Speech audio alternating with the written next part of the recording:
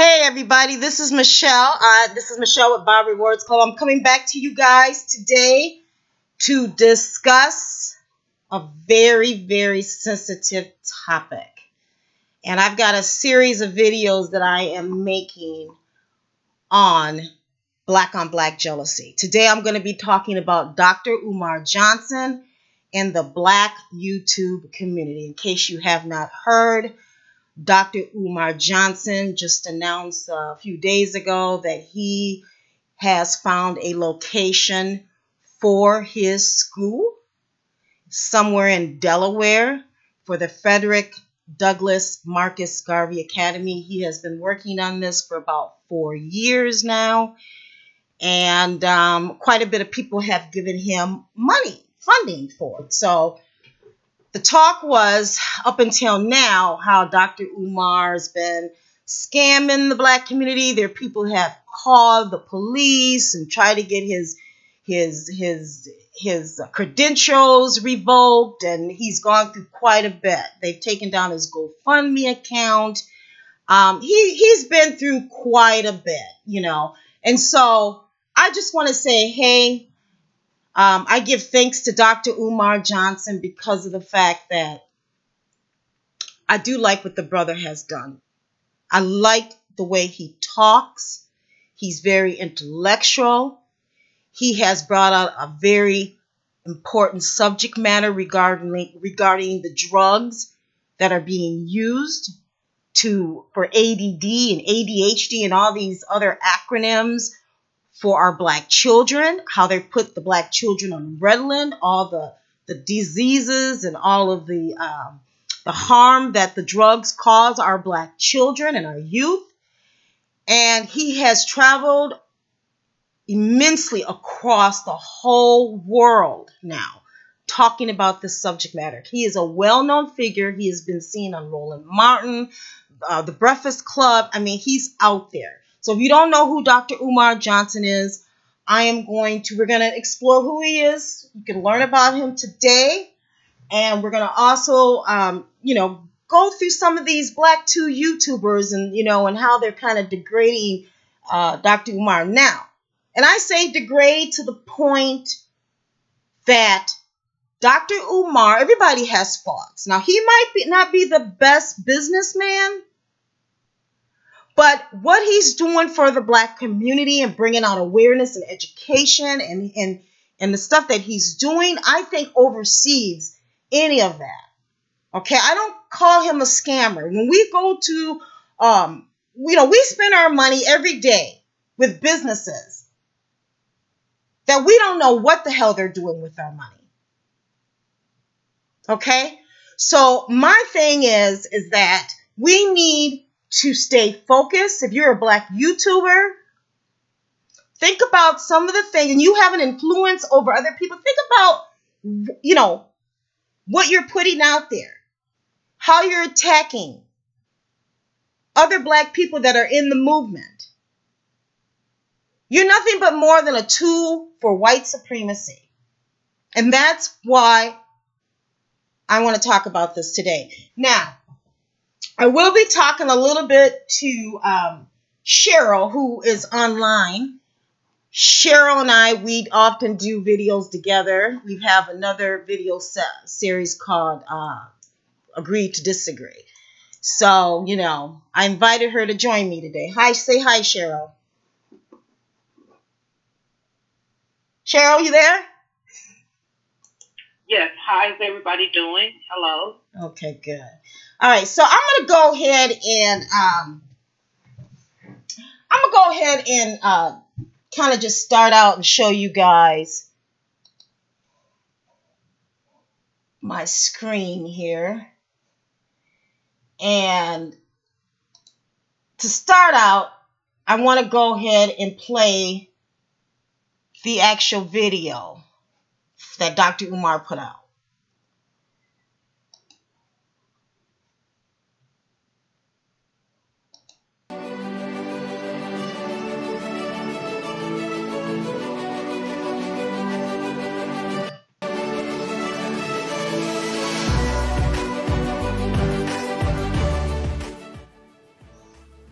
Good afternoon.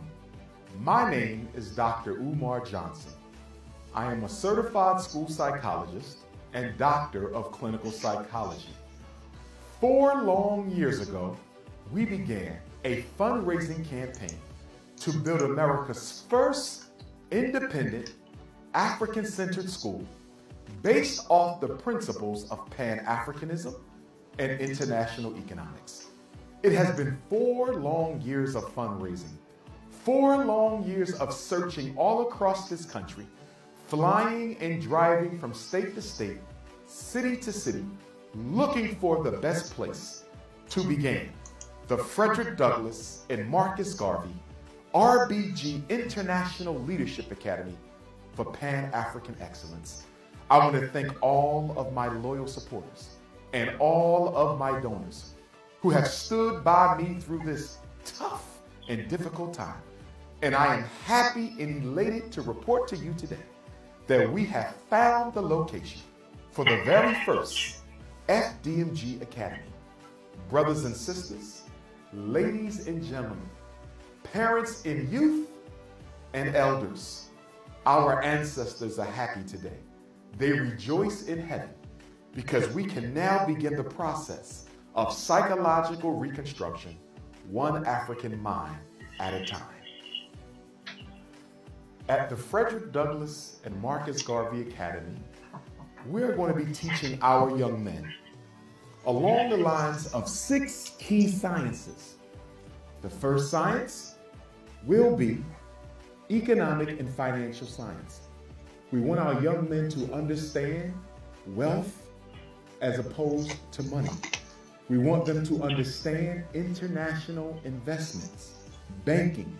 We need them to be able to read the stock market reports. We want them to understand Cheryl, put your phone on mute, please. Real estate, and we want them to master the principles of interest. In addition to financial and economic science, we're going to teach our young men dietary and nutritional science. As you know, our people are dying every day from poor food and poor dietary habits.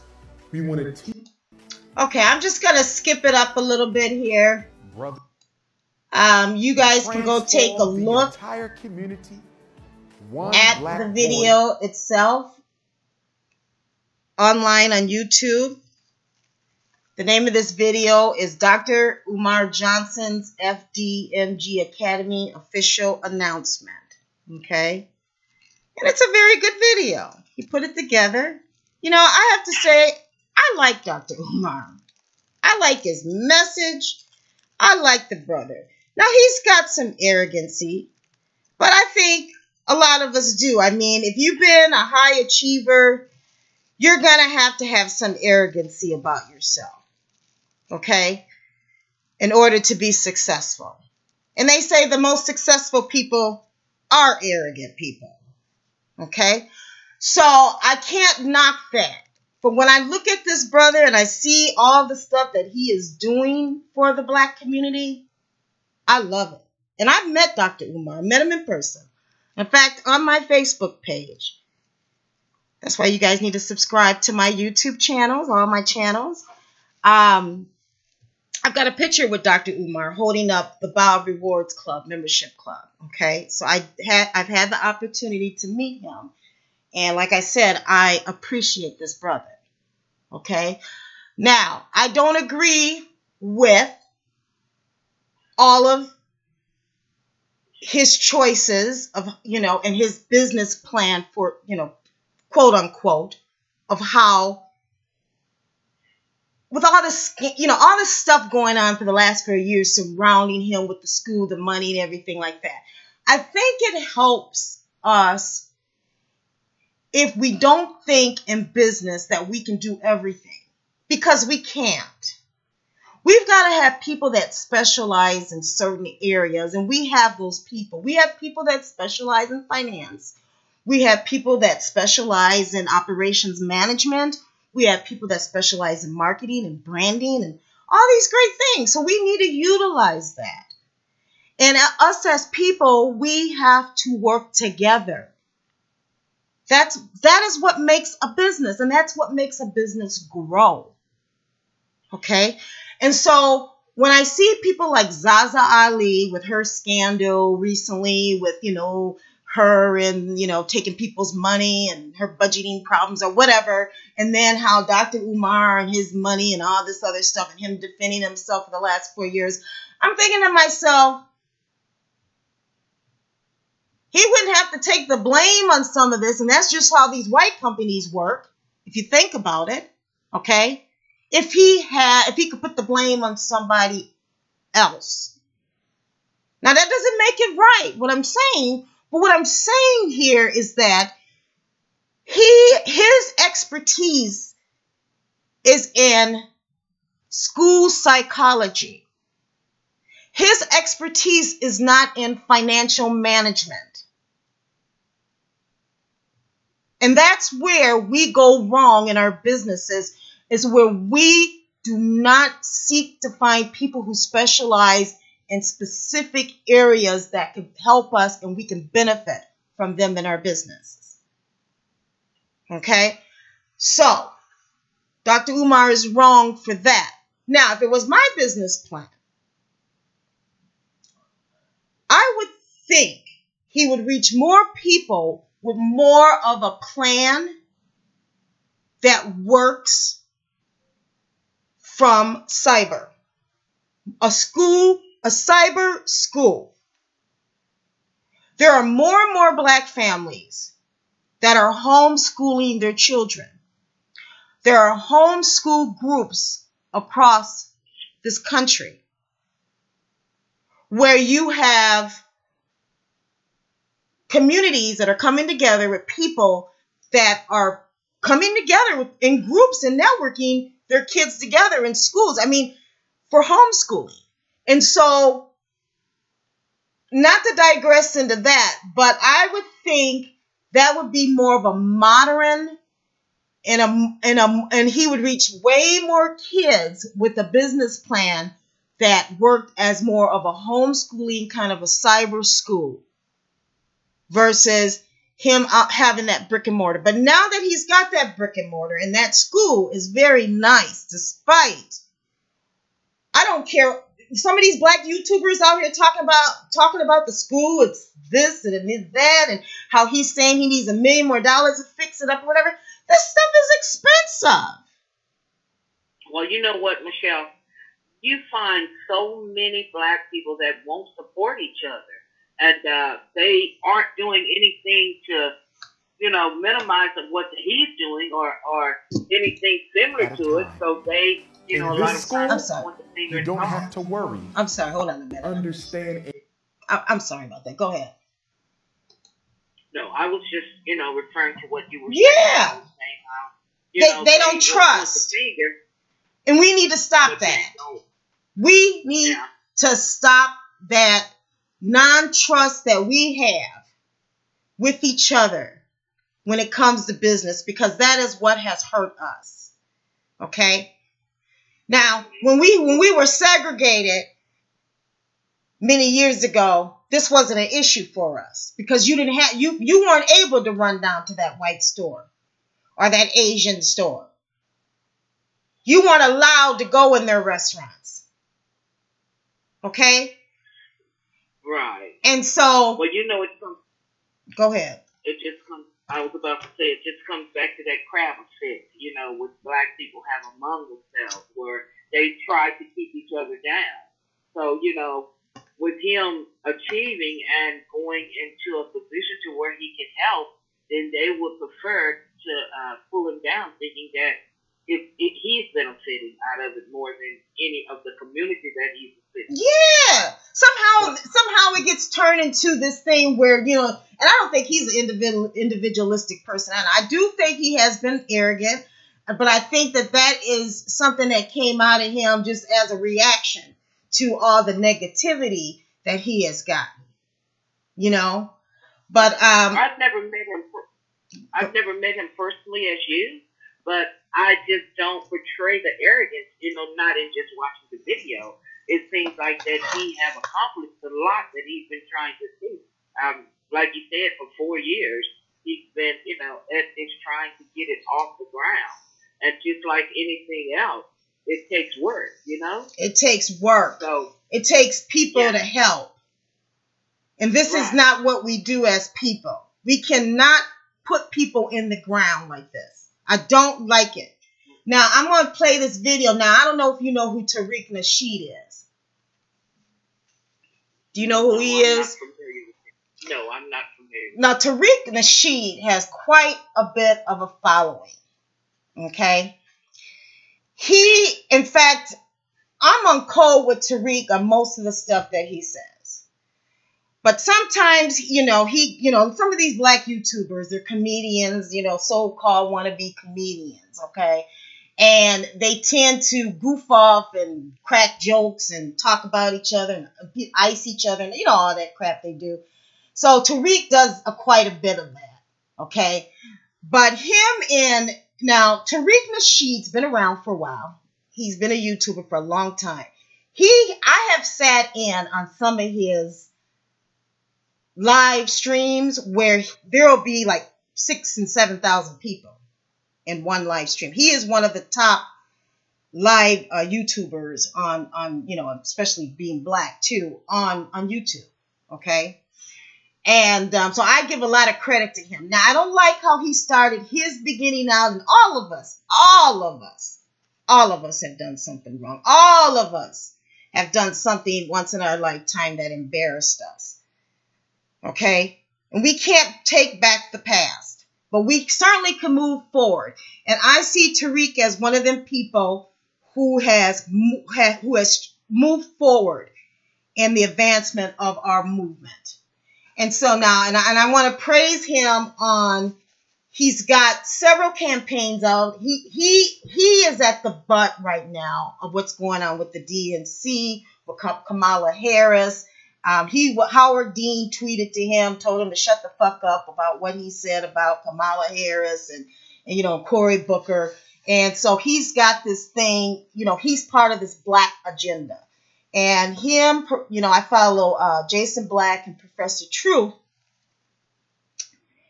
I always get his name wrong. Is it Black Professor Truth or something? But anyway, they did a summit about a week or so ago, a couple weeks ago. And I mean, there was a lot of people in that stream, Cheryl. And so we're talking about the agenda. The agenda is, number one is, and I talked about that yesterday, is that we get reparations as black people.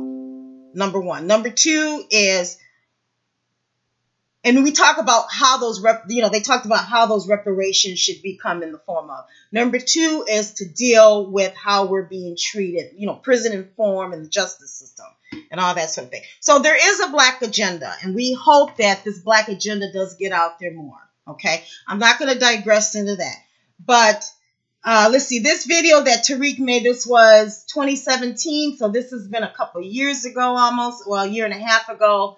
And basically, I'm going to play a little bit on it right now. I wanted to also mention this, the relationship that how Tariq and Dr. Umar know each other is because Tariq has got, he's on his 5th video now coming out sometime this summer called Hidden Colors. Hidden Colors 5. And if you saw any of the Hidden Colors videos, they're educational videos talking about, the history of blacks, and he's, so it's some good stuff. It's good documentary stuff. Okay. So Dr. Umar, along with a lot of other black scholars, they were all a part of Hidden Colors, this series of videos. I think Dr. Umar was in the first one that he did. So anyway, to reclaim that that's how Dr. Umar blew up was because of his video, Hidden Colors. But I disagree with that because I believe Dr. Umar is just intellectually smart. When you listen to him, you'll see just how intellectually smart. He speaks well for himself. He's an educated black man and he speaks truth. And the stuff that he talks about, what's going on in the black community, is really true. Okay, so I'm just gonna play this. School family, y'all just come, and deep down y'all know that, but y'all like, okay, we've been supporting him all this long, so let's just keep on because he talks good. Ain't no school. Ain't no school, family. And you can look at some of the lies this nigga's been saying about the school. Well, I almost had $1 million from an athlete, but the stripper thing messed it up. So it was that maggot bitch that messed it up for everybody. Because I almost got $1 million. When he said shit like that, I'm like, oh God, fuck, man. I'm like, dude, I'm like, man, Umar's a fraud. I'm sorry, family. And let me say this, Black society, I want to say this from the bottom of my heart. I apologize. I apologize for, I legitimized Umar Johnson. This is why the shit comes back on me. This is why I've been trying to stay out of it, but the shit keeps coming back on me. The shit keeps coming back on me because they know that I legitimized Umar Johnson. Nobody knew who the fuck Umar Johnson was before he was in my movie, and he knows that. Nobody knew who the fuck he was.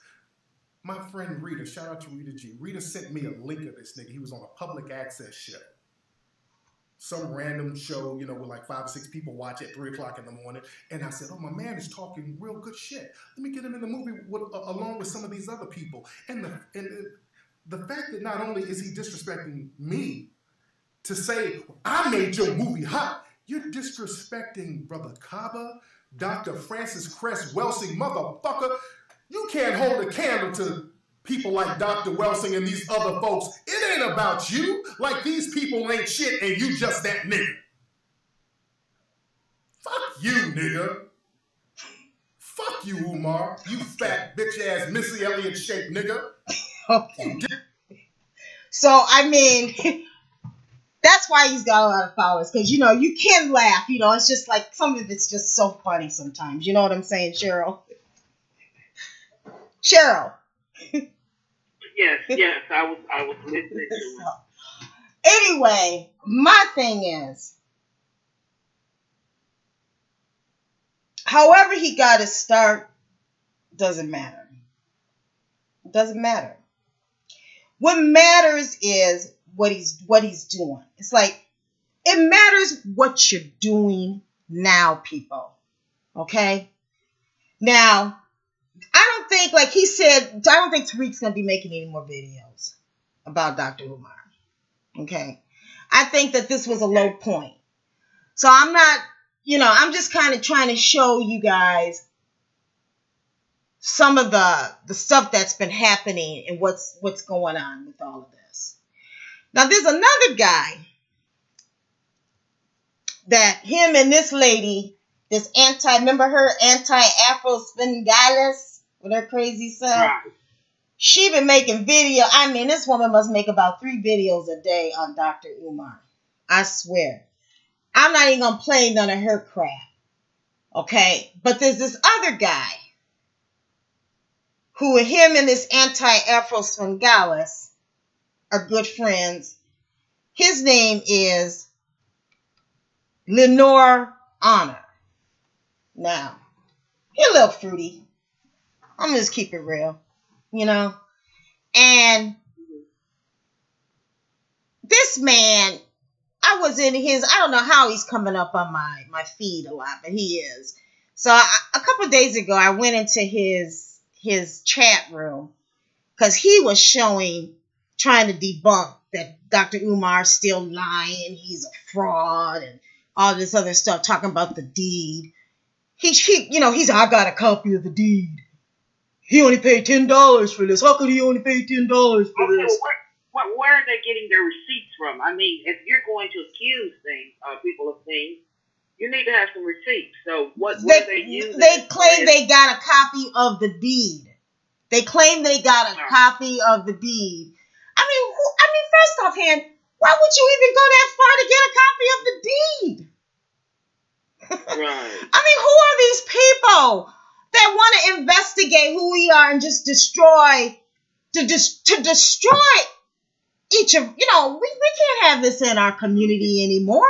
And discredit you. Just discredit him for I mean, particular reason. I understand what you're saying. Who would take that time out of their day to go do something like that? People that are calling the police on each other and snitching and you know, when he's telling you he made a video of FDMG. He made a video. You know, I mean, there is some credibility there. I mean, I'm going to play something else too. You know, I don't know, you know, Roland Martin even tried to do that to him. About last May, I think it was. You know, he was on TV1. That's when Roland Martin was on TV1. You know, he done lost that job. But anyway, Roland Martin's a mess his own self, you know, and he's on his own coon train. But Roland Martin had 3 people on there that really discredited. I'm gonna play that in a minute. But I'm gonna talk about. I'm gonna come back to this guy. Let me go ahead and play Roland Martin. Let me see here. I put all these videos in here. I ain't got time to be cutting in all of them. Shoot. I hear you. Hopefully it's coming. But yeah, so I mean he's, you know, but anyway, the man got the deed. The man went and got a copy of his supposedly $10. Now, when you do usually a $10 purchase on a building, you're right. Something like that, that usually is because it was given to you as a gift. Okay? Right. And that's just for the sake of the purchase and for the law. So you hear about people who buy things for $1, a few dollars, $100 or whatever, you know. True. That makes it be a purchase by law.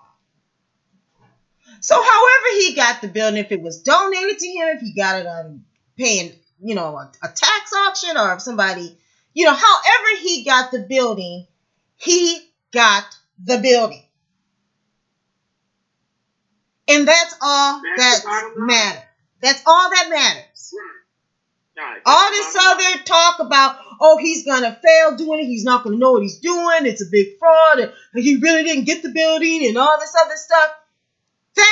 That's not important. You got schools out here that are teaching every single day that don't own their own building. Right. So what relevancy does that even have? None. There's none. You know. It's just like I said, that they are afraid that he's getting up a little bit and they're trying to pull him down, which he's got to, you know, get up in order to manage and observe, you know? So it doesn't really matter what kind of money is coming into his pocket as long as he's achieving. That should be the main goal, to see and to, you know, dissect exactly what he's doing. I mean, because you have to have some kind of action, you know? And if they're just only going by what they're, you know, he's looking like as far as where he's at this point. Like you said, that's irrelevant to what he's trying to achieve. So let's just watch it and let's let him, you know, do what he says and try to, you know, administer what he wants to do with the building and you know, and put the children in there and educate them and do the things that he promised to do. So right. Why should we even knock him before he even get off the ground? Right. I agree with you totally on that. Right. I mean, it has no merit to what his achievement is, you know, or what his plans are anything toward what he's trying to do. Right. So, I mean, if you're just angry because he came up to a place to where he possibly could do, or you know, he could get to where he's going, and you're just angry because you want to know where the money has came from for the building, if he did this for the building, if he's done that, if it's what's going in his pocket. I mean, that's really not the point. You know, the point is what he achieved. What he's right, and let him achieve it. Let him achieve it, and you know, even if it's taking him longer than what you people wanted him to take, by you donating that money to him, even though he hasn't been as transparent that you want him to be, okay? He's showing you that he is trying. And if you can give this man some assistance of your own and some expertise to help him, then help him. And you're not going to support anything or anybody that you don't believe in. So if you are just the type of person that goes on YouTube and just find different organizations and people to support just so you can come back and bash them, then you're not putting your heart where your money is anyway. So I feel as though, don't get me wrong, I'm not saying that we should support any local, scam that's out there. But first we have to give people a chance. We have to give them a chance to show what they are really about and what they're really their mission is, Mm-hmm. And the arrogancy that Dr. Umar does display and some of the things he's made and some comments he's said do sound hood radish, okay? But, that's, like I said, is reactionary. He's reacting to how somebody says something to him or whatever. He might not have reacted in the most professional way or how you think politically he should have reacted. But we can't always put fault on each other for every little thing that we do. I'm looking at the bigger picture. I'm not looking at that little micro aspect. You know what I'm saying? So, Right. with these videos, go ahead. I was just about to say, like I've only went by what, you told me a lot about him. I haven't met him personally as you have, but, you seem to support him and you feel that, he deserves a chance. So I will definitely be keeping my eye on him in the future. And I will, I'll just kind of see, like I said, I didn't see the arrogancy, but I haven't looked at a lot of videos. Yeah, you haven't, but he's a proud black man. And we, right. We have to be proud and stand. What do you want him to do? Whip his head down and, put his, head between his knees? He's got to have that, they say the same thing about President Trump. Look at President Trump. You have to have, that arrogancy about yourself where, I just, where you think Right. Because if you don't believe in yourself, then nobody else is going to believe in you. Now, you don't have to go around treating other people bad. Now, like with the case with Zaza Ali, where she's, talking and she, not really apologetic in her videos that she made. She's a whole nother discussion. She's quite arrogant. I don't see that out of Dr. Umar. I'm sorry. I see him as being more reactionary to how other people have come at him. I think he has risen and gotten, really, he's just gotten more well known than some of these other people. And, they don't like to see him have that success when it comes down to it. Because deep down, black people, that we have a problem in our community called black on black jealousy.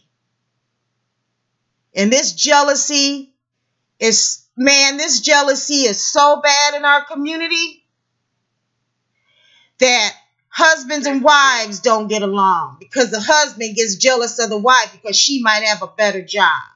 She bringing home more money.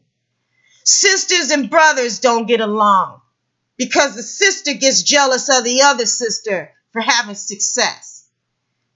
Friends break up because so-and-so got a new coat and you didn't. It's some dumb shit. I'm tired of it. I'm using this to highlight, to bring out all this. Just recently, I'm going to digress a minute, but I want to talk about this on a later podcast. But there's some new videos out there on Snoop Dogg. Snoop Dogg having something to do with Tupac's, murder. And they talk about how, I guess Snoop Dogg's cousin, I can't remember the dude's name, little name he goes by, was the shooter. And basically, but we heard this all years ago. But now it's kind of coming out a little bit more, too, since, Tupac's mom, she died and all this other stuff. Snoop's been talking and stuff.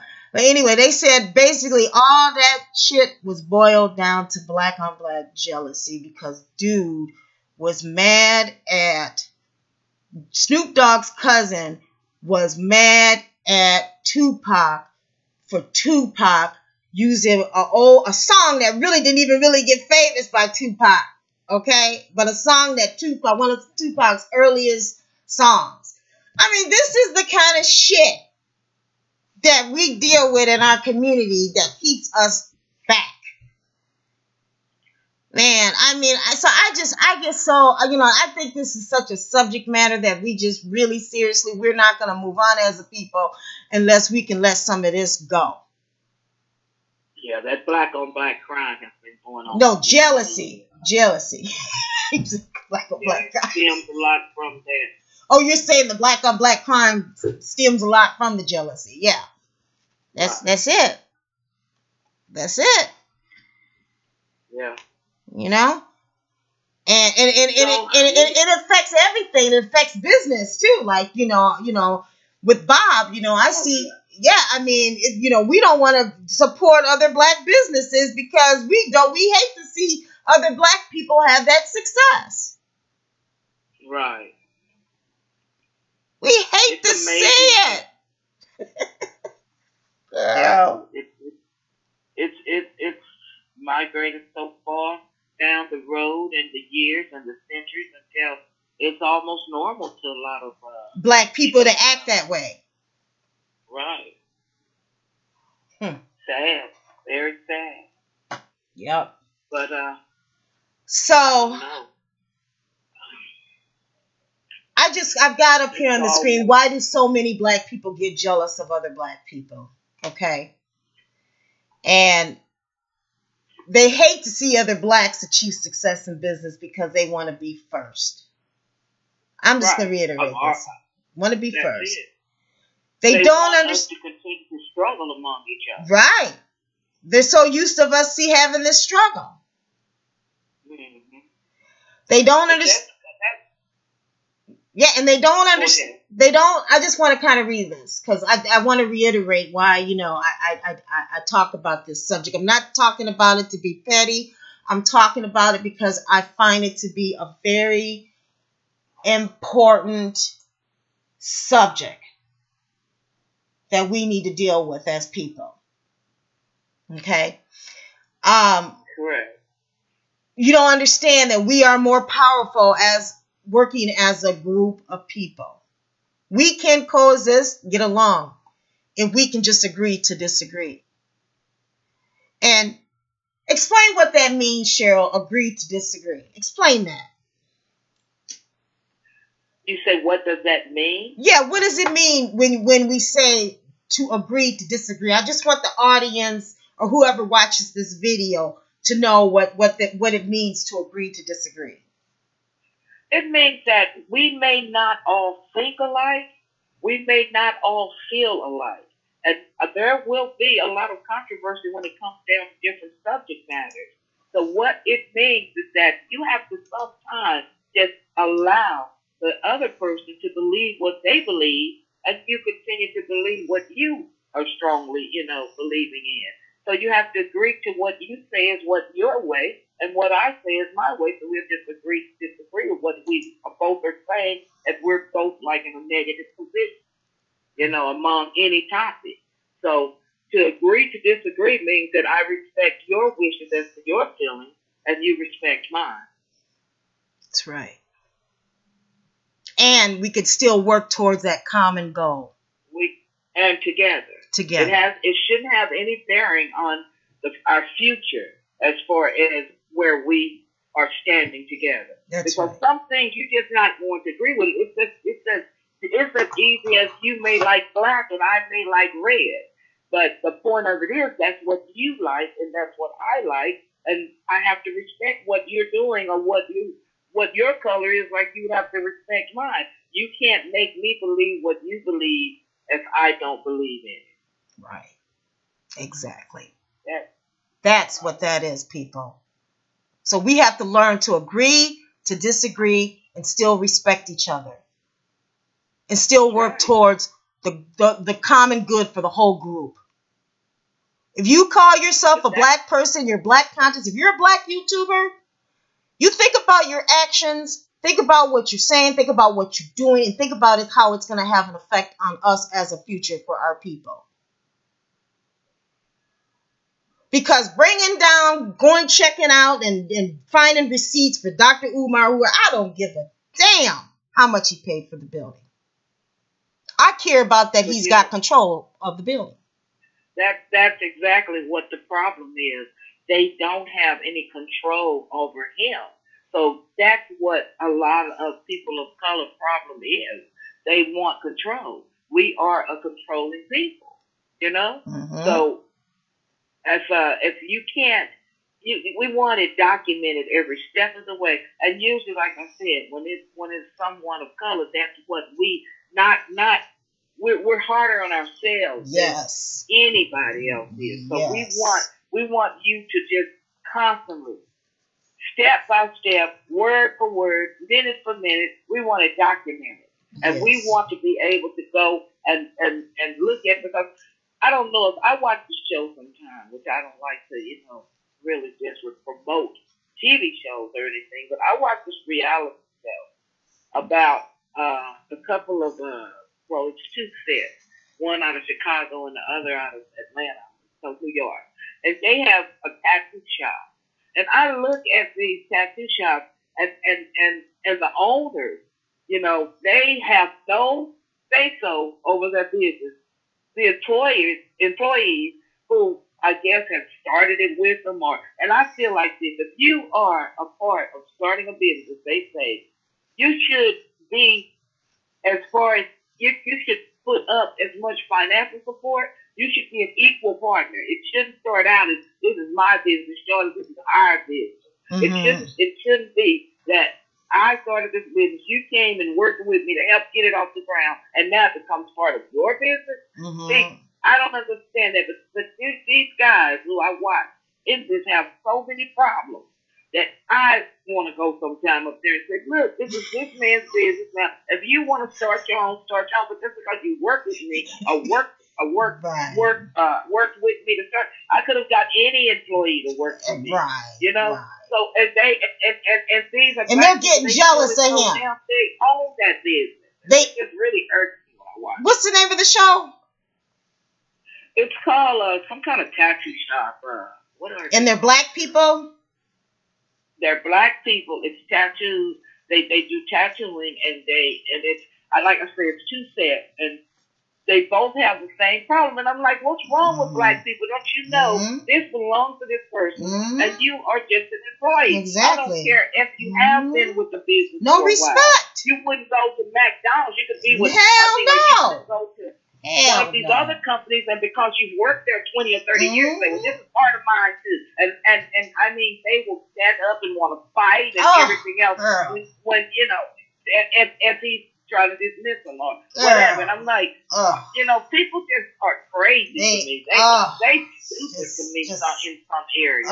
Too individualistic. Just too. I mean, you know what? You ought to be happy. These people, we're talking about that show. They ought to be happy that they're learning something. That they're learning how to run their business one day that they may have. But for now, you're right. They wouldn't go doing that at no other company, no white-owned company. But the fact that they're all black, they think that they can do that to each other. And that's the kind of shit I'm talking about. I'm talking about that kind of shit. That needs to stop. I'm tired of it. No respect. And let me tell you something else on one of the other ones. It really mortified me, because on the other show, the guy who owns the tattoo business, one of his employees tried to break out on her own. And he literally went off the chart. And I'm like, what are these people doing? She went to start her business, and he was angry because she left his business to go start her business, but she didn't leave his business. She didn't leave it. She just went away to start her business. But she was still fully employed with him, and he cursed her out. So see, that's what happens to us. We get in this mode to where we want the help, but when someone else is trying to improve themselves, that's like I say, that goes back to that crab effect. He would rather have her under him as opposed to her creating her own. So it confuses our people. It confuses us, and that's why we stay in this trap, because we want to control. We want to control, and we want to be the man, we want to be the one that's right on the pedestal. Exactly. We want all of it. And you know why that is? That's that slave mentality. Because master picked you out to be the number one. And they do this all the time. We still see it all the time. There'll only be a few that get in to a white college, or, you like affirmative action, stuff like that. We're only going to pick, a few to get hired at this company or what have you, this is how we've been treated. And so we take the same treatment of how we've been treated through white supremacy, and we treat each other like it, even though we know it's wrong as hell. We know this way of acting is what has divided us. Okay? And we cannot continue on this path, people. We cannot. Yeah. So, I'm really glad that you're here with me today and we're having this discussion. You always bring way more insight into the conversation. I do want to go ahead and play. I just kind of wanted to show that a little bit there. But I do want to play this thing with Roland Martin, which I don't know what happened to. I'm going to go ahead and find it on here. But you bring out some really good points here, Cheryl. Well, thank you. I enjoy discussing issues with you. Right. And especially things that I believe in myself. It's kind of hard to see that, but you and I, we're trying to get a little bit further up and try to get our words and our information out. So we don't need to take that kind of thing. It just needs to stop. We have to learn to appreciate who we are, and we have to do the best we can be, and and hopefully have support of each other. That's all we're asking. That's all I've ever said. Mm-hmm. I just feel like we need to, unite. Right. It's not a hard thing, but I noticed that I've watched a lot of your videos that you've been putting out, and and I'm really loving it that you are so adamant of what you believe. Folks, Dr. Umar Johnson let's look at this video. On 105.1 FM out of New York, The Breakfast Club with DJ Envy, Angela Yee, and Charlamagne the God. During the interview, Johnson talked about a whole range of issues. It led to him being the talk of Black Twitter last week. A lot of people were questioning his educational credentials.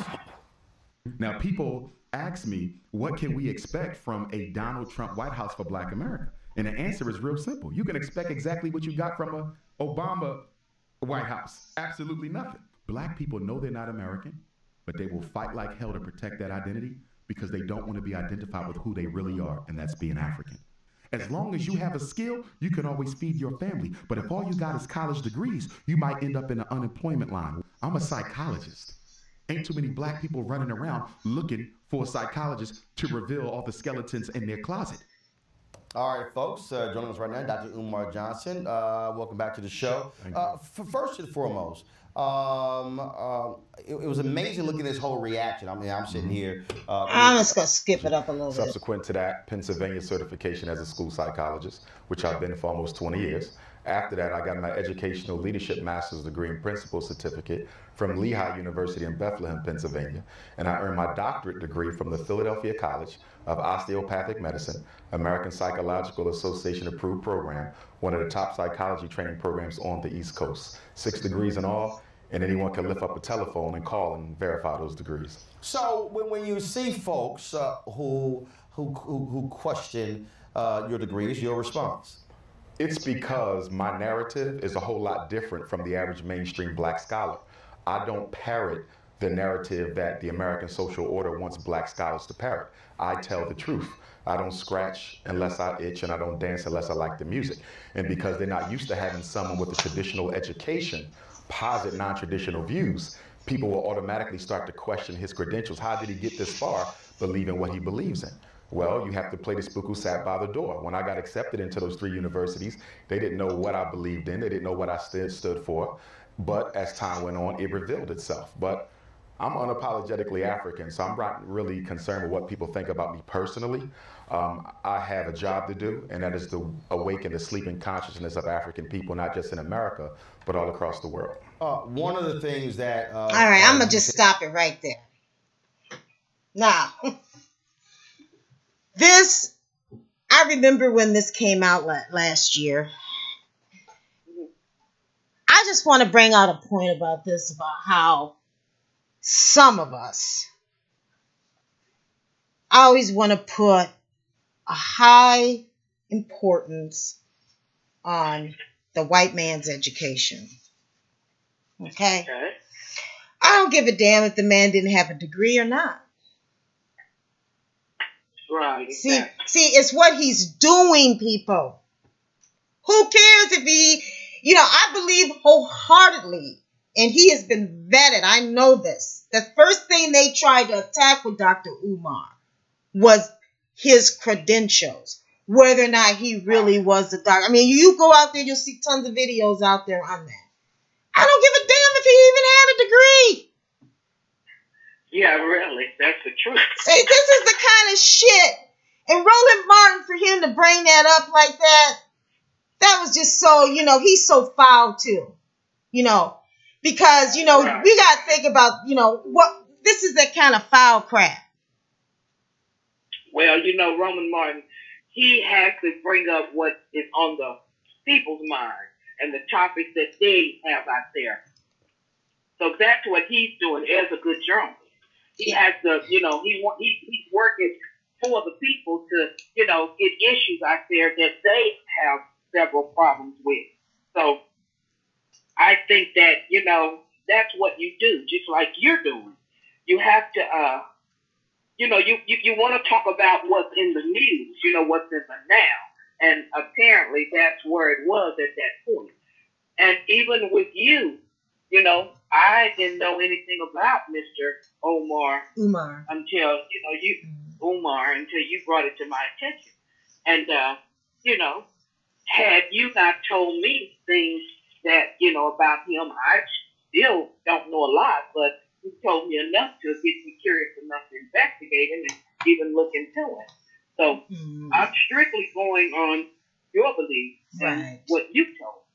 Right. So I will have another answer for you as well when I investigate, because who knows? Right. I may change my mind about him or whatever, but right now, from what I'm looking at and what I'm seeing, I just see a brother trying to come up in the community and help his people. Mm-hmm. That's what I'm seeing, as far as, my reflection. Mm-hmm. But and then, Roland does. Now, this gets a little bit more controversial. I'm going to skip this up a little bit.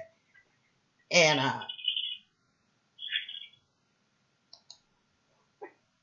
not at all.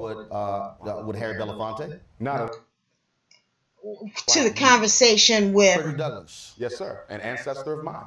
So when you say ancestor, what does that mean? Let me break it down. Because, again, some have said you tried to claim that you are a descendant of Frederick Douglass. Okay, so let's deal with that. So hold on one second. Here's a statement from the family. Let me go ahead and read this, please. The family of Frederick Douglass has received numerous inquiries about Umar Johnson questioning his relationship to Frederick Douglass. There have also been questions about his legitimacy of his PhD and the handling of the donations he's received for his school that he is promoting. We can tell you with 100% certainty that he is not a descendant of Frederick Douglass. With that being said, Mr. Johnson is very careful not to bill himself as a descendant, but he doesn't correct people when they refer to him in this way. He calls himself a blood relative, which is a nebulous reference designed to make people think he is a descendant. We have researched his explanation of being a blood relative to the great abolitionist. Some of the information he provides is accurate, but an extremely important piece of his explanation with regards to a documented relative of Frederick Douglass is false. The information he recites correctly is from the public record, so his knowledge of our family ancestry is far from definitive proof. Okay. Two things there. One, See, he's not a descendant of now- Frederick Now Douglass. hold on. That's Okay. just picking I right would there. Hold on a minute. That's Let's just let. picking. Hold on. All right. But then, two, you also heard that some of the things he says is correct. So the question becomes, he's either related or he's not. Okay? So are you related? I'm about to answer your question. Okay. Allow me to do that. I am a blood relative of Frederick Douglass. My name is on the family tree. We have a family reunion every 2 years. What they're talking about, I want to make sure you're clear. They're talking about whether or not I come through the loin of Frederick Douglass, which I do not, nor have I ever claimed. Okay? I have more videos on YouTube than any other scholar. I speak around the world more than any other scholar. Show me where I've ever said I was a descendant. I've only claimed one thing, kinsman. How am I kinsman? If you ever read any of the autobiographies of Frederick Douglass, he talks about growing up on Tuckahoe Creek with Cousin Stephen. Cousin Stephen is Stephen Bailey, Dr. Umar Johnson's 4 times great-grandfather, whose grave I just visited last week. I go every year. Okay, that's my 4 times great-grandfather. He married my 4 times great-grandmother, Caroline Wilson Bailey. From that union came my 3 times great-grandfather, George Washington Bailey, the first black public school teacher on Eastern Shore, Maryland. He married Grandmom Annie. They had Grandmom Caroline. Okay, she had Grandma Vivian. Grandma Vivian married a Spanish-speaking Cuban immigrant, Grandpop Cicero. They had Grandmom Ida, who's still alive, who married James Johnson, who had my father Jamal, who married my mama Barbara, and from that union I was born. I'm the blood of Bailey. They I'm shouldn't not have to married take in. them. He What shouldn't they're have to talking go through about all is of strictly that. To me, that's descendancy, irrelevant. something I've never See, claimed. that to me- Am I a kin? That to Do I? me is just that's just picking right That's there. what I'm See, that's the saying. kind of stuff I don't like. Mhm. That is nonsense there, because that makes no nonsense. difference one way or the other. Girl. I mean, that's the problem. A lot of people don't have God in their lives, and I know you don't like that. I bring that up all the time, but that right there, when you believe in something, I'll just say like that, especially when it's something pertaining to what the rules and regulations and the lifestyle of Christ was. That thing right there, see, that doesn't mean anything to you anymore, because everybody becomes brothers and sisters in that eyesight of God. So Well, and you know, the funny thing is you talk about that. Roland Martin is part of that boule Christian black middle class, okay? And he is, this is the hypocrisy of Christianity, is that you have these people that call themselves so-called Christians, but they don't really walk in the faith of Christ. Well, some people don't understand. See, that's the problem with being a Christian. And that's the problem with not having, declaring your stand in that as well. Because a lot of people just haven't had the teaching. And they don't understand the true meaning of what Christianity is. Christianity is a religion. Now, when you talk real, Christ and Jesus, God, whatever you want to call it, Yahweh, whatever, that's the reality. Because that's what they fail to understand, that God is not religion, he's reality. And when you know him, and you walk with him, and you are part of him, then you don't need anybody to tell you if he's real or not, because he shows you who he is. And if you never have seen what he can produce, then you're not walking with the right God. Because that is his main thing, is he wants you to challenge him. And that's what he asks you to do when you start saying, hey, I'm a child of God. He say, okay, now challenge me. So not to cut you off, but deep down, what are you saying here? That people like Roland Martin, who profess to be these so-called black Christians, are really nothing but fake. They're really nothing but hypocrites. What are you saying? No, that's not what I'm saying. What I'm saying is, as far as in particular to Roland Martin, he's a journalist. Roland Martin is putting out there what the people are asking him to put out there. Now, as far as his personal beliefs, he's not saying this is my belief. He's asking him to prove what he's saying to the people, that the people want to know his beliefs on. I mean, I respect Roland Martin a lot because it's a lot of things that he has brought to the table that I needed to know as well, and not just particular in this area. But he butt dances though. If you start investigating, especially looking at even his program Unfiltered, he does a lot of that buck dancing. You know, he does a lot of that crooning. He doesn't really stand up for issues. You know, he's not really in touch with real Black America. Right there. That's the same thing we're sitting here discussing. To stop there. Because we can't say what that man is doing. No, we can't say. But he is not in touch with what's happening in the Black agenda and the things that really what's going on in the Black community. That's truly I can't agree with that. Because as a journalist, you have to be in touch. You have to be in touch. You can't discuss anything you don't know anything about. You can't do it. It's gonna come off that way. And if you don't know what you're talking about, trust me, people will know. It will show. If you're just out there to just damage somebody, just to damage their career, just to damage their purpose, then it will show. Because that's the arrogance we're talking about. That's the jealousy we're talking about. Right. But when you're talking to a man that's a journalist, he has to investigate all of this stuff. Okay. So, like I said, he's not a good example. I'll give him a pass. I can accept what you're saying on that. I'll give him a pass on that. But I do want to continue on, and let's go on, because he did rough up Dr. Umar in this interview. Okay? And I do say, as a journalist, okay? Right. And as an independent journalist, I will say this, that you have the right to pick and choose the stories that you want to be as propaganda, because it's all propaganda, And so, he can make better choices on his angle and his editorial comments that he makes on some of the subjects. If you follow Roland Martin, and he's gotten a lot of criticism from the Black community, even though we do get a lot of criticism. But I do think, again, this is another brother, Roland Martin, who does serve some good to the Black community. Right.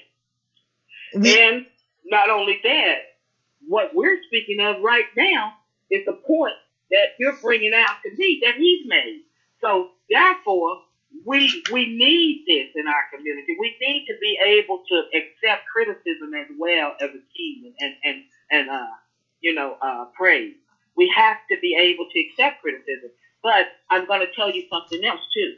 And you know me, and you know me and you. We've had discussions. We do agree to disagree. If I don't believe in something, you know what I mean? It's kind of hard for me to show or fake the reality of believing.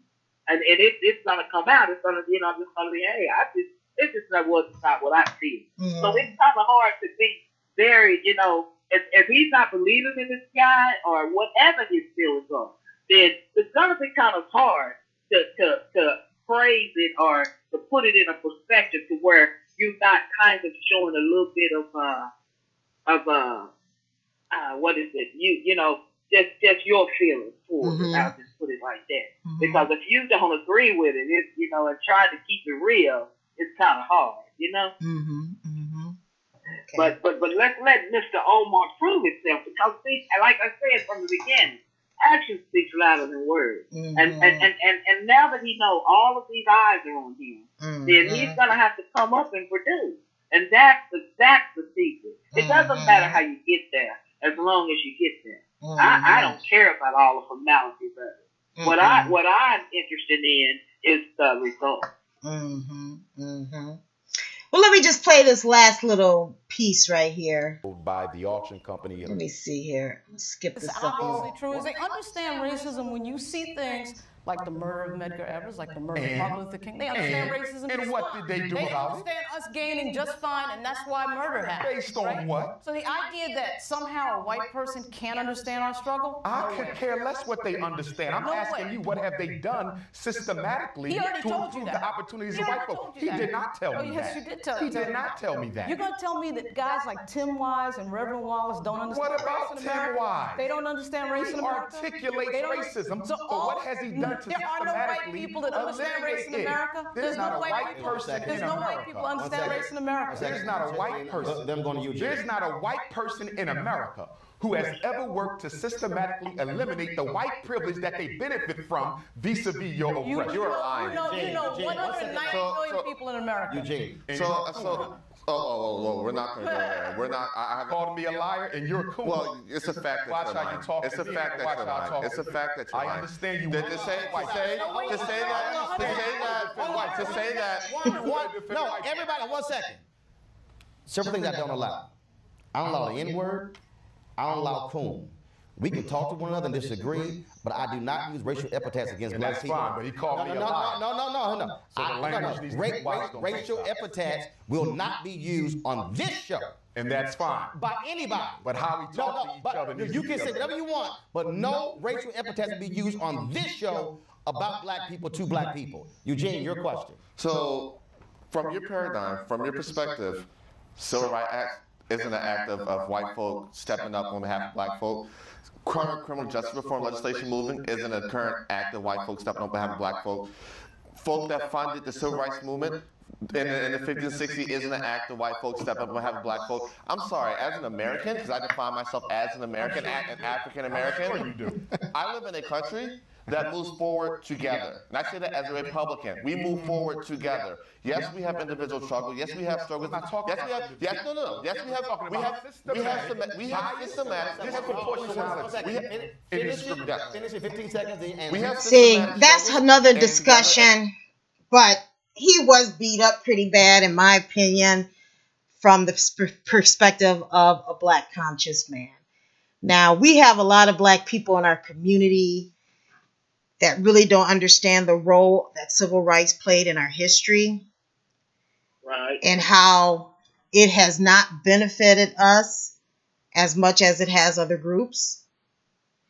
And that's a whole nother discussion. We'll talk about that on another podcast. But you have a difference of conscious thought here.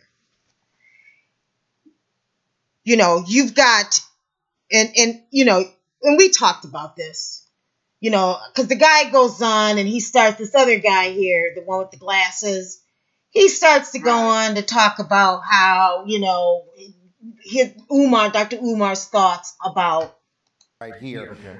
You know, it's one thing to sympathize with the struggle. It's another one to empathize with the struggle. Very different. When you talk about marriage being a political choice, and that one of the arguments that you made that I tend to agree with is that if you don't marry a black woman, then she can never support and comfort and value your day-to-day struggle as a black man. That being said, I do think that the level of the rhetoric that you use in regard to your Pan-Africanism is difficult for many of us, quote, in the mainstream to get our arms around. But this issue about black men and white women in the civil rights struggle is not a new discussion. My mother was a civil rights activist in Chicago, and she would often complain privately that, one, you can't sleep black, you can't sleep white and talk black, if you will. And that's always been in the American struggle, African-American struggle with ourselves. Now listen to what he says. The other thing is that we struggle with our own psychology about self-love and otherwise. And if we get our arms around that, that does make sense. Okay? But you would have to say that you know 190 million people. But you're being too... One second. You would have to claim that. Individuals don't matter. You'd have to claim No, go ahead and respond. Go ahead. And I agree with my brother's comments. Brother Scott, he brought up the Civil Rights Bill. But what he did not talk about in relation to the Civil Rights Bill is there were two words included in that bill that ultimately served to take away from black people what that bill was intended to deliver. They added gender and they added sexual orientation. And as a result of that, white women and homosexuals have been able to strip Black America from the intended gains of the Civil Rights Act. So there was still racism in that bill if you will study that history. So Umar, your question was, has anyone black ever systematically done, I mean, has anyone white ever systematically done anything? Systematically.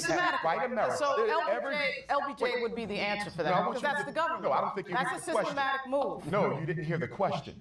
No, you did not. No, you didn't. You're so quick to defend white folks that you're not listening. No, I'm not trying. All right, I'm going to end it right there. So you obviously have a real pro-black conscious Dr. Umar Johnson.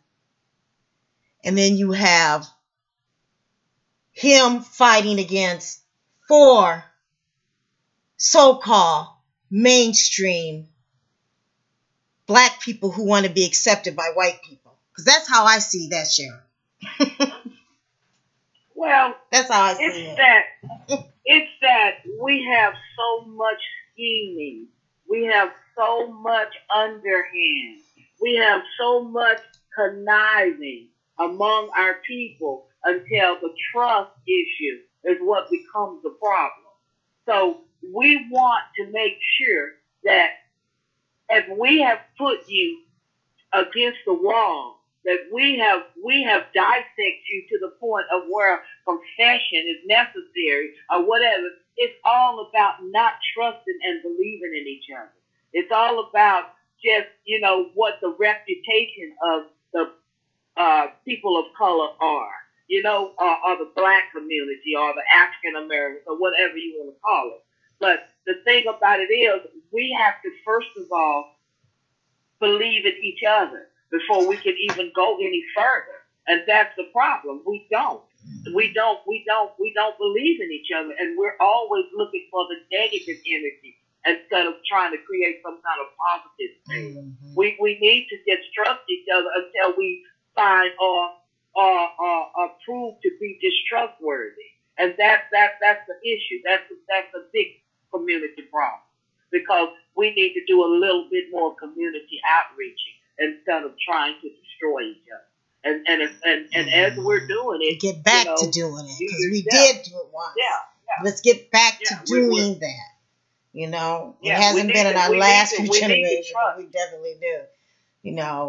But we do have to have principles and things and standards, okay? And we have to have a common ideology and thought. I mean, that is what culture is.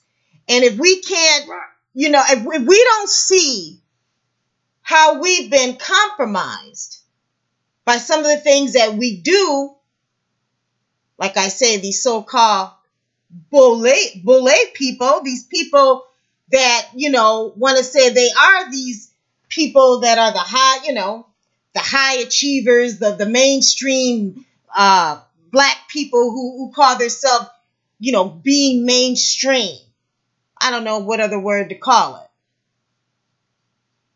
But you all know who I'm talking about, And so, to me, we have to have a common ideology of thought. It goes back to. And we can't, and then the thing about,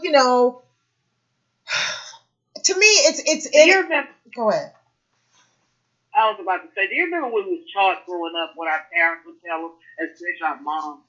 Look, if you don't have anything nice to say about anybody, don't say anything at all. You know what I'm saying?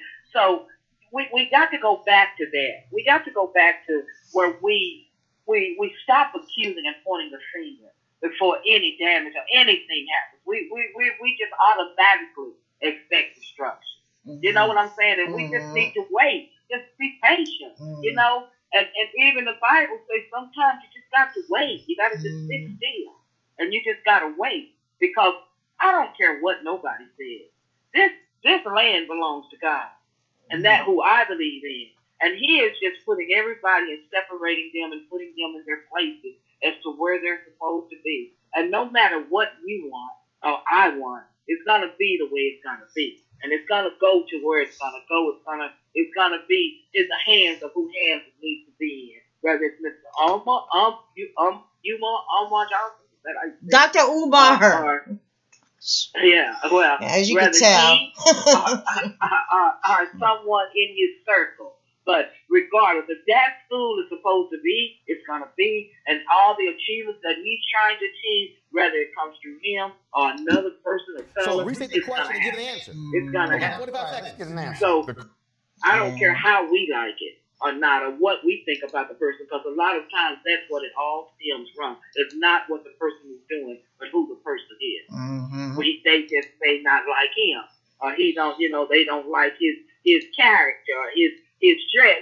We have such little things that we fret about that are just nonsense and don't make any sense because because it's what we want and what we see is what we think. And it's not about us. It's about the action.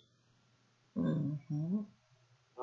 I don't know if that make any sense, but the thing. Well, you're just talking from you're talking from a Christianity perspective. My perspective doesn't come from a Christian perspective. I do believe that God is in charge, but I do believe that God gives us the wisdom to make wise choices and the things that we do. And if some of us don't have it, we cannot, we can't give it to everybody. Is not going to agree what we agree to. We are not all going to be able to come together on everything, but some of us and the ones that are Black conscious, especially I'm talking to these Black YouTubers out there that are constantly making all these negative videos like this guy. Them are the ones that I have a problem with. Okay. Oh, me too. I've been checking that out as well. And so that is my whole thing to why I have this guy here. Do you know that, speaking of the YouTubers and they're beefing with each other about people's gossip that they're beefing about, the stuff that they're bringing, they are now attacking each other about what story you brought about this person or them or they. Yeah, it gets some more attention. Accurate or true or what, and it's like they're beefing among each other about stories that they're, it's amazing how people can just find themselves in that same net that they're creating, and it's terrible. Right, and they're calling themselves that they telling people that they care about the Black community. They care about the plight of their Black people. They don't. In my opinion, a lot of this stuff is just nothing but gossip. This guy has made, I think, 7 videos so far. This guy, Leonard Honor. This is the guy that came up with that deed shit. Talking about I got the deed, was showing it, whatever. It's just insane. And I mean, they get a lot of views. They got a lot of followers. They got they're getting subscribers, because a lot of people, look at how many subscribers he got. A lot of misery loves company as well. And one thing about a lot of Black people love mess. So when you find some mess, you're going to look into it because you want to know exactly where the mess is, because you want to be front row and center normally. Mm-hmm. That's how you get these subscribers, and that's kind of like, I guess, would be a good tactic if you're trying to get subscribers for some certain reason. But a lot of times when you have mess going on, you're gonna find a lot of heads of people because we like mess for some reason. We like to see stuff in our. Guess it must make some people feel better inside when they see that other people got mess, But hey. Some of this stuff is you're being a tool to white supremacy now, okay? I mean, you are helping the system hold us back. You're not doing any good, okay? Now, I can see if this brother made a few videos, okay, and maybe one video, he talked about it real good. But, the way they be talking about each other, shoot, girl, please. Now, what is his main goal? What is his issues there? I mean, here, let me play some of his. Let me play this. I'll play this. says, cheers. My name is Jason. Good night from London in the UK. Well, thanks for tuning on in. I've been to the UK too. I loved it. Selfmade says, I would rather watch this than the Super Bowl. No, I'm going to give myself. I've been working so much and really, I've just been overextending myself at my jobs. And so this will be my first weekend where I actually have a full weekend and I don't have to go to my nighttime job tomorrow. I got to go to my daytime job, but I don't got to go to my nighttime. So I said, look, I'm going to have me some time. I'm going to clean up around the house. I'm going to watch the Super Bowl. I'm just going to give myself that time. Okay. Let's see. Gold Girl says, let me get ready for this epic dragging. I'm not going to drag Umar. I mean, basically, I play clips. I give my commentary, and that's it. He drags himself. He does it continuously. Trina says, peace, looking forward to We this. went offline. Family. My family's doing wonderful, too. Thank you for asking, or at least commenting. Everyone's doing wonderful. Sure, I think we went offline. Hold on a second. I want to finish this thing. I went offline? No, my YouTube thing went offline. Hold on a minute. Let me see something. This is on. Oh, it says I'm still online. That is weird.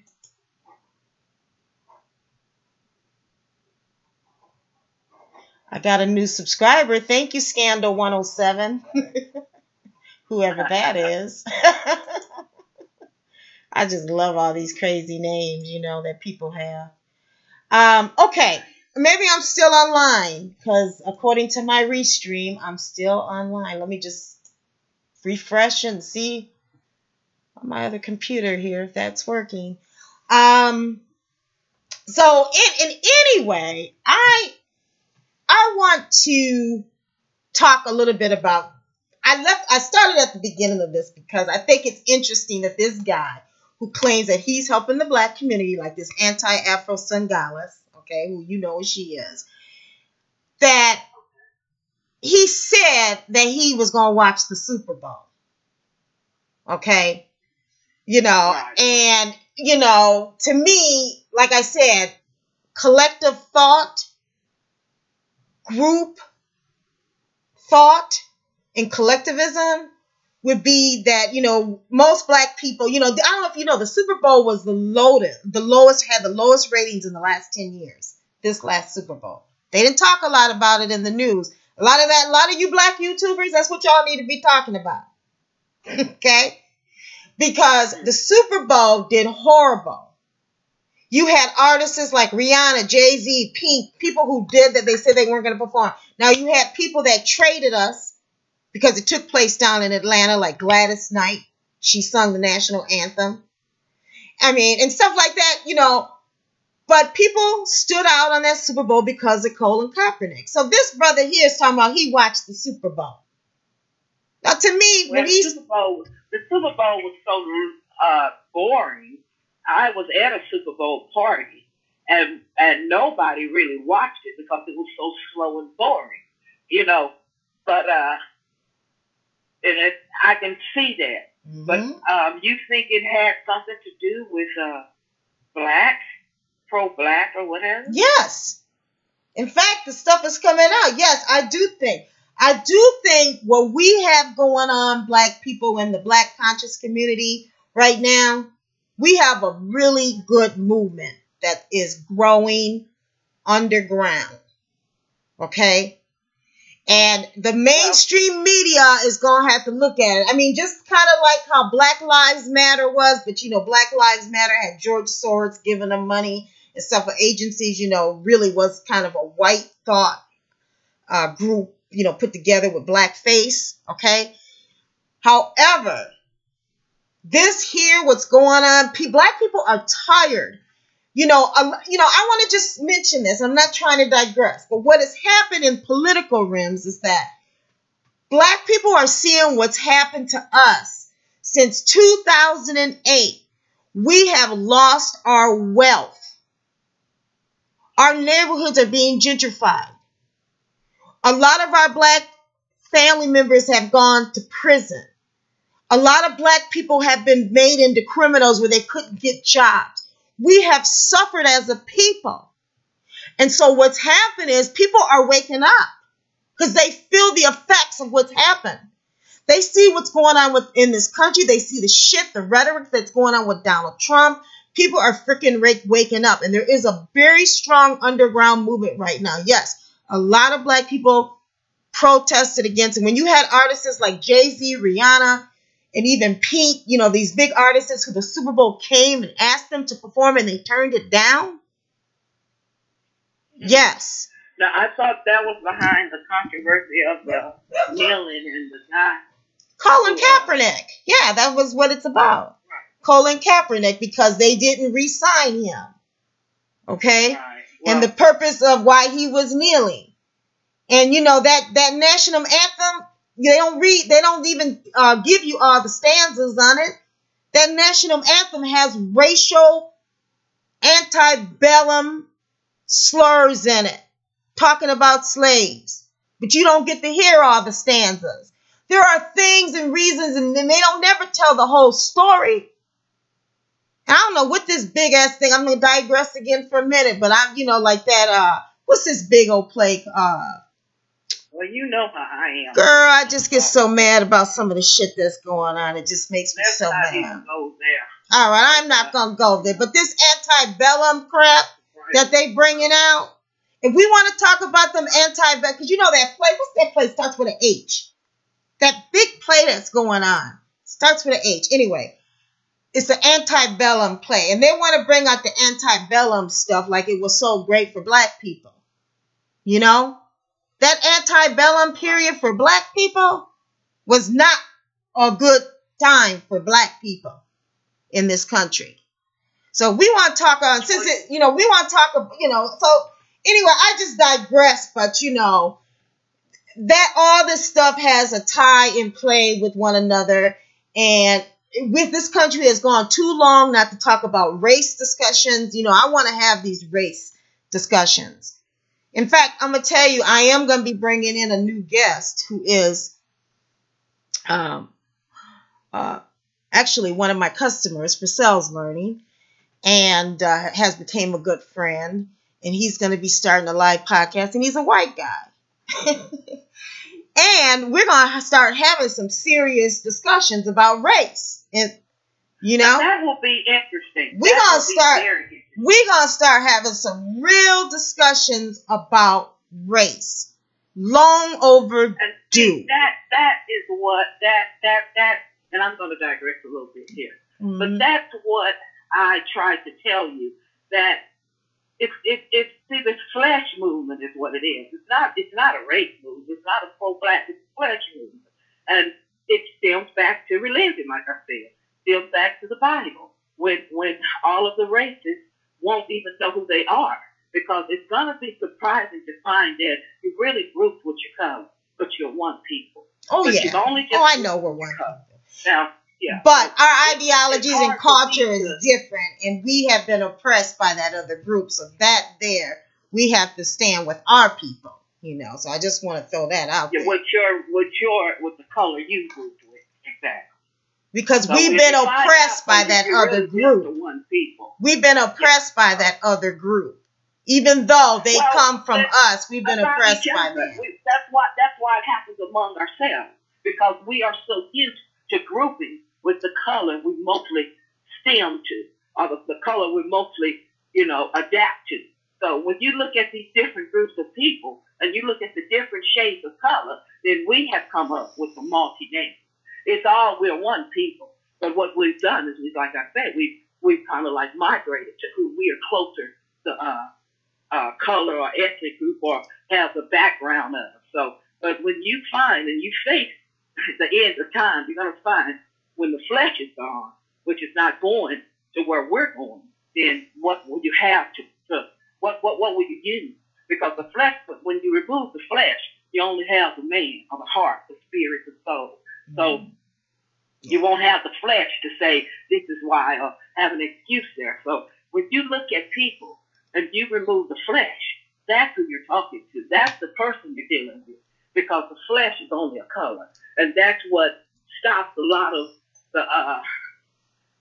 of our achievement, a lot of our production, is because we get there and are taught in front of the flesh, depending on what color it is, or where it stands. So if we could remove that from our minds, then we could kind of get somewhere. But like I say, we even bump into each other like that. So how could we ask the white men or the Spanish or whatever other colors are to respect us when we can't even do it to each other. Because once we think, you too dark or you too light, that we got to get past it first. And then maybe we can get somewhere.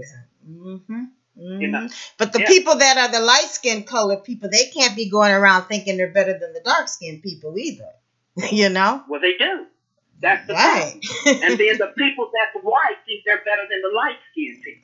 So, as the races go and the colors change, you just kind of migrate to where and what you've been taught in the, your upbringing. So, we're, it's a lot of, like you said, white people just were taught to hate the darker colors.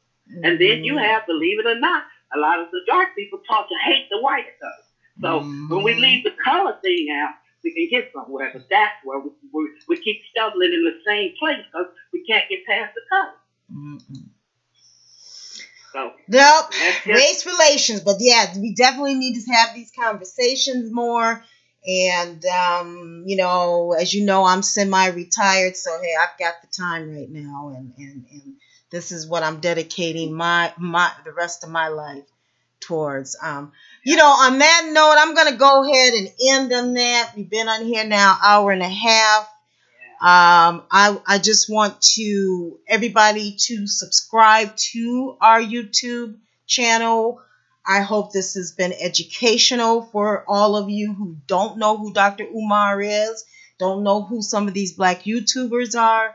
It is the way that most of us are streaming now. Most of us are streaming. You can listen to this in your car. You can be standing in the grocery line at the store, or even put it on your desk at work, okay? So streaming has become a way for us to communicate with each other. And I'm just happy that I have this podcast to bring you this information. Again, I do support Dr. Umar Johnson in the FDMG Academy. I support, and I'm glad that he finally got a school. I think that now I'm not going to question where his money's going. I'm not going to question any of that, okay? Because I see the good that this brother is doing for the Black community. So I want... Well, thank you for... Yeah. I'm sorry to interrupt you. Go ahead. I just wanted to thank you for inviting me. I thought you were saying it. Yeah. I want to thank you for inviting me today. And thank you for even introducing me again to this brother. And I'm going to check him out. I'm going to look at him, and I'm going to, kind of see what he's doing. And a lot of the YouTubers you've introduced me to as well. Yeah. I'm going to look at a lot of their broadcasts and see what they're about. Right. And, hopefully we can have another discussion on him. We will. We will. And then we've got more people that we want to talk about this Black on Black jealousy thing. I'm not done. Okay? Because this is a problem in our community. So, I want to also welcome you guys to please, again, subscribe to this channel. Also go to our website, bobrewards.club, and take out a membership. Even if you don't have a Black-owned business, support Black-owned businesses. You can get a $10 membership. We'll send you a Bob membership card that will give you freebies, discounts at Black-owned businesses nationwide. Okay, and we have quite a few members in that program. Plus, we are building the largest accurate database of Black-owned businesses in the whole United States. Okay, you'll see an app on our website, bobrewards.club. Go ahead and take a look at that and find your Black business. If there's a Black business on there that you know of, please enter that information on the website. Subscribe that Black-owned business so we can get them listed in our database, okay? So this is a project that is ongoing that we've been working on now for a couple of years. So again, thank you, everybody, and have a wonderful day. And let me tell them this. If you have a chance, go to the Marriage House where my podcast is and look at the ultimate betrayal I've had against, my people. And, if you just get a chance, just go through and check it out. It's kind of long and brief, but, it tells you a lot about some of the circumstances that I've had dealing with my supposedly quote-unquote people.